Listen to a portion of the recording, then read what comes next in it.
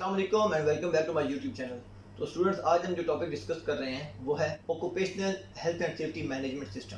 Occupational health and safety management system क्या होता है और ये क्यों बनाया जाता है, और दुनिया में इस टाइम पे इंटरनेशनली जो रिकग्नाइज्ड है वो कौन से health and safety management system चल रहे हैं, इस बारे में हम डिटेल से बात करेंगे। सबसे पहले आपको बता दूं कि कोई भी कंपनी या कोई भी ऑर्गेनाइजेशन है, आया वो छोटी है या बड़ी है, उसने काम करना है तो उसने अपनी एक एक्टिविटी डिसाइड करनी है कि हम क्या काम करेंगे, क्या सर्विस प्रोवाइड करेंगे या क्या मैन्युफैक्चरिंग करेंगे।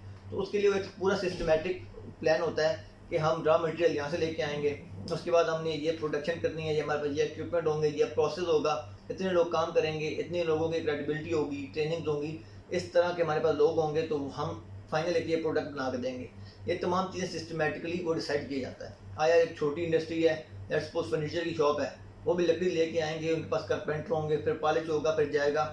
इस तरह का कोई बड़ा प्लांट है, बड़ी इंडस्ट्री है। कार मैन्युफैक्चरिंग की बात कर लेते हैं, तो कार मैन्युफैक्चर में क्या, जो स्पेयर पार्ट्स हैं, जो भी पार्ट्स हैं, वो सब पार्ट्स आएंगे तो असेंबली पॉइंट पे आके उनको असेंबली होगी और फिनिश गुड में एक गाड़ी निकल के जाएगी प्लांट से आउटपुट के तौर पे।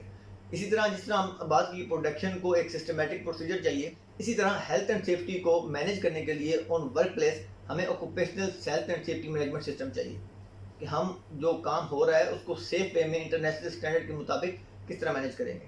तो दुनिया में इस टाइम इंटरनेशनल रिकग्नाइज्ड स्टैंडर्ड्स हैं, दो यूज़ हो रहे हैं, जिसमें एक पहले यूज़ हो रहा था और उसको ओवरकम करने के लिए दूसरा आ रहा है। उसमें जो लैप्सेस थे, जो उसमें कुछ चीज़ें इंप्रूवमेंट हो सकती थी, उसको बेस करके एक नया स्टैंडर्ड इंट्रोड्यूस कराया जा चुका है, जो कि अभी दोनों वर्क कर रहे हैं। लेकिन ख्याल ये किया जा रहा है कि मुस्तकबिल करीब में आपको जो एक बहुत एडवांस्ड है, तमाम कंपनियां, तमाम ऑर्गेनाइजेशन इस पर मूव कर जाएंगी। बाय दैट टाइम अभी तक दो यूज़ हो रहे हैं। कौन कौन से यूज़ हो रहे हैं आपको उसके बारे में थोड़ा इन्फॉर्मेशन दे देते हैं, बाकी हम नेक्स्ट वीडियो में उस पर डिटेल में बात करेंगे। तो सबसे पहले जो हमारे पास health and safety management system use हो रहा है वो है ILO OSH 2001, यानी कि international labour organisation occupational safety and health 2001। इस रेगुलेशन के मुताबिक उनके ILO के रिकमेंडेशन हैं, कन्वेंशन हैं, मुख्तलिफ टॉपिक्स पे अपने इस तरह के टॉपिक, लेट्स सपोज वेलफेयर है, हेल्थ एंड सेफ्टी प्रोविजंस हैं, तो उनके मुताबिक हमने ये जो हमारे पास कन्वेंशन में डिसाइड हुई हैं बातें, और इनमें ये रिकमेंडेशन आ गई हैं। इसके अकॉर्डिंग से तमाम कंपनियों ने अपने health and safety management system बनाना है। इसके बाद अगर हम दूसरे occupational health and safety management system की बात करें, ISO 45001, इसमें तमाम जो हेल्थ एंड सेफ्टी इश्यूज़ हैं वो आया एनवायरमेंटल से हो सकते हैं, हेल्थ से हो सकते हैं, सेफ्टी से हो सकते हैं, आपके वेस्ट मैनेजमेंट से हो सकते हैं। उनके ऊपर प्रॉपर सिस्टमेटिक आपके पास गाइडलाइंस हैं, आपको डिटेल में उनके बारे में डिस्कस किया जा रहा है कि आपने किस तरह के स्टैंडर्ड को लेकर चलना है, आपकी कंपनी रिक्वायरमेंट क्या है, उन कंपनी रिक्वायरमेंट में आप उस गाइडलाइंस में कौन सा आर्टिकल ले सकते हैं और आपने उसको कैसे मैनेज करना है।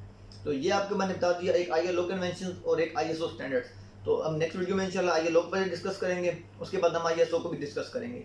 उम्मीद करता हूँ आपको ये वीडियो समझ आ चुकी होगी। अगर आपको इस वीडियो में कोई बात समझ नहीं आई तो आप कमेंट सेक्शन में मुझसे पूछ सकते हैं। वीडियो के एंड में आपसे एक छोटी सी रिक्वेस्ट करूंगा कि मेरे यूट्यूब चैनल को सब्सक्राइब करें और बेल आइकन क्लिक करें, और इस वीडियो का लिंक अपने उन तमाम दोस्तों के साथ शेयर करिएगा जो नेबोश IGC उर्दू या हिंदी ज़बान में करना चाह रहे हैं। आपकी वक्त देने का